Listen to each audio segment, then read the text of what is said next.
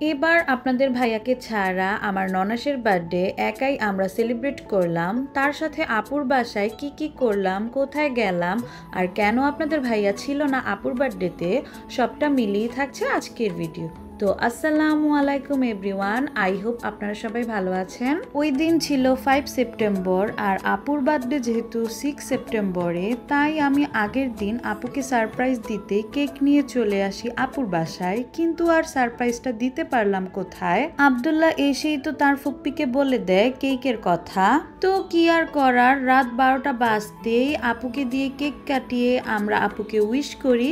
আর তখন আপনাদের ভাইয়াকে আমরা সবাই অনেক বেশি মিস করি, কারণ এই প্রথম আপনাদের ভাইয়া ছিল না আপুর বার্থডেতে, কারণ ও ঢাকার বাইরে ছিল তাই আসতে পারেনি, যার জন্য আমি আর আব্দুল্লাহ একা গিয়েই আপুকে সারপ্রাইজ দেই। তো নেক্সট ডে ঘুম থেকে উঠে নাস্তা খেয়ে যখন একটু বসেছিলাম, তখনই বাচ্চারা ডাকাডাকি করে আমাকে নিয়ে আসে করিডোরে। আর সেখানে এসে তো দেখি রাস্তায় প্রচুর মানুষ ছিল, কারণ সেই দিন ছিল ঈদে মিলাদুন্নবী। সেটাই অনেকটা সময় দাঁড়িয়ে দাঁড়িয়ে দেখলাম। তারপর ভেতরে এসেই তো দেখি আপু দুপুরের রান্নাবান্নার আয়োজন শুরু করে দিয়েছে।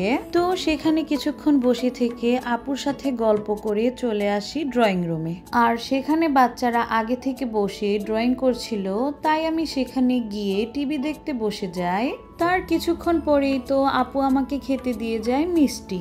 আর মিষ্টি খেয়ে শাওয়ার নিয়ে কিছুক্ষণ রেস্ট নিয়ে চলে আসি লাঞ্চ করতে।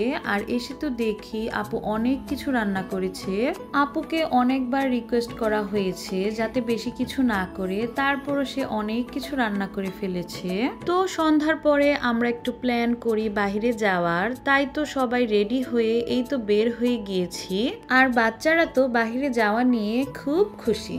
তো বলতে না বলতে চলে এসেছি আমাদের সবার পছন্দের জায়গা বিএফসিতে। আর সেই দিন যেহেতু অফ ডে ছিল, তাই প্রচুর ক্রাউড ছিল বিএফসিতে। আমরা তো রীতিমতো জায়গায় পাচ্ছিলাম না বসার জন্য, যার জন্য কিছুক্ষণ ওয়েট করে একেবারে খাবার নিয়ে বসে পড়ি।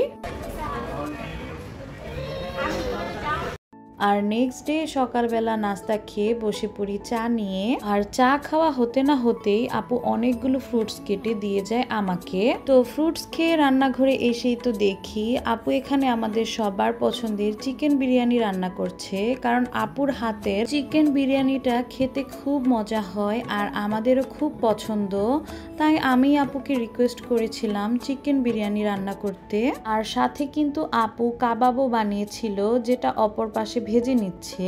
তো শাওয়ার নিয়ে আমি একটু চলে আসি ব্যালকনিতে, কারণ এই ব্যালকনিতে দাঁড়িয়ে থেকে বাহিরের ভিউ দেখতে আমার খুব ভালো লাগে। আর তখন কিন্তু লাঞ্চ টাইম প্রায় ওভার হয়ে গিয়েছিল, তাই আপু ডাকাডাকি করে আমাদের বসিয়ে দেয় খেতে। আর এই বিরিয়ানিটা এত মজা হয়েছিল খেতে, কি আর বলবো। অবশ্য আপুর রান্না অলওয়েজই খুব মজা হয়। আর ওই দিন সন্ধ্যার পরে আমি যেহেতু বাসায় চলে আসি, তাই যাওয়ার আগে আপু আমার পছন্দের ভেলপুরি আর ফুচকা নিয়ে আসে, যেটা খেয়ে আমি বাসায় চলে আসি। তো আজকের ভিডিওটি কেমন হয়েছে সবাই কমেন্টে বলে যাবেন। আর ভালো লেগে থাকলে অবশ্যই আমার পেজটি ফলো দিয়ে পাশে থাকবেন। Thanks for watching.